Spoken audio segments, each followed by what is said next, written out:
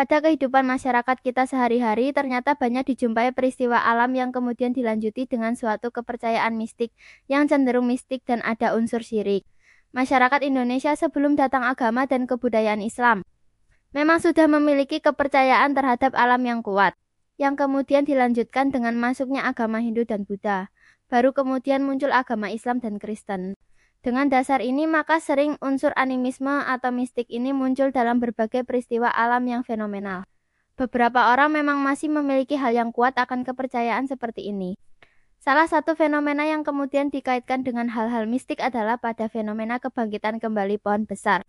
Pohon yang tumbuh besar akibat faktor umur atau bencana alam seperti angin topan dapat tumbang secara cepat dan tidak diduga sebelumnya. Namun, selang beberapa waktu kemudian, pohon ini dapat berdiri tegak kembali seperti sedia kala. Peristiwa kebangkitan ini kemudian dihubungkan dengan keberadaan penunggu di pohon tersebut yang masih ingin eksis dan menunjukkan keberadaannya dengan membangkitkan kembali pohon tersebut. Fenomena ini pernah terjadi beberapa kali di berbagai lokasi di tanah air.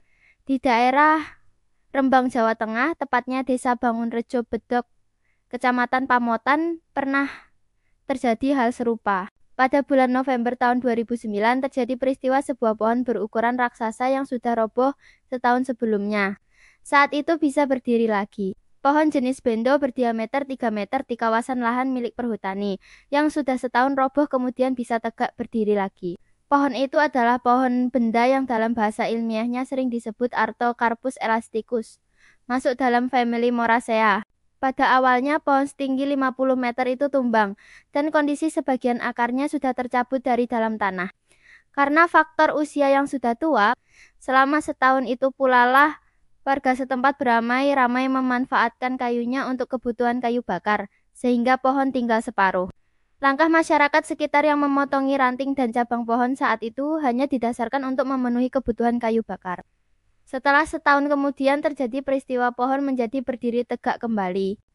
Saat pohon besar tersebut akan berdiri, terdengar suara keras menghentak dan sempat mengagetkan warga yang kebetulan berada di sawah. Sontak saja temuan pohon yang roboh kemudian berdiri lagi. Ini mengundang perhatian warga dari berbagai desa. Warga berbondong-bondong berjalan kaki naik ke atas bukit untuk melihat langsung keberadaan pohon. Bahkan lokasi pinggiran hutan yang biasanya sepi, saat itu mendadak menjadi lautan manusia, terutama pada waktu sore hari. Tampak pula petugas dari Polsek Pamotan ikut datang memantau.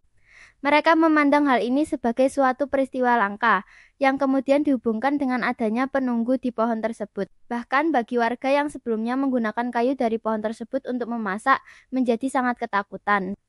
Mereka menjadi berharap tidak akan berdampak buruk terhadap kondisi dia dan keluarganya. Peristiwa berdirinya pohon ini tidak mungkin dilakukan oleh manusia normal tanpa mesin kren. Hal ini mengingat lokasi yang relatif terpencil, ukuran pohon yang sangat besar, serta sudah roboh selama 1 tahun. Di balik peristiwa aneh ini, warga percaya bahwa cikal bakal pendiri desa Bangunrejo yang bernama Mbah Dipo, yang kebetulan dahulu tinggal di dekat robohnya pohon, ingin memberikan peringatan supaya masyarakat tetap menjaga kelestarian hutan. Apalagi kawasan tersebut masuk dalam situs ekologi, dengan kandungan mata air yang melimpah untuk memenuhi kepentingan warga Bedok, sehingga harus dijaga sampai kapanpun. Sejak fenomena tegaknya pohon ini kemudian dibangun jalan setapak menuju bukit ini dengan menggunakan dana hasil karcis para pengunjung yang ingin melihat langsung keanehan dan keajaiban pohon tersebut. Berkat pohon itu pula, banyak orang yang mengambil air dari mata air bendo yang dipercaya dapat mengobati segala macam penyakit. Fenomena serupa tercatat pernah terjadi di beberapa lokasi, dengan berbagai jenis pohon yang tumbang. Kemudian, selang beberapa waktu kemudian, pohon tersebut dapat berdiri tegak kembali dan tumbuh seperti biasa. Kalau dilihat dari logika biasa, sebenarnya hal seperti ini sangat mungkin terjadi dengan memperhitungkan kajian ilmu fisika biasa. Hampir pada semua kasus seperti ini akan melibatkan pohon besar dan tumbuh sudah berumur puluhan tahun. Pohon seperti itu dapat berupa pohon bendo seperti pada pengantar di atas, tetapi juga dapat berupa jenis lain seperti pohon beringin, pohon trembesi atau pohon kembang merak.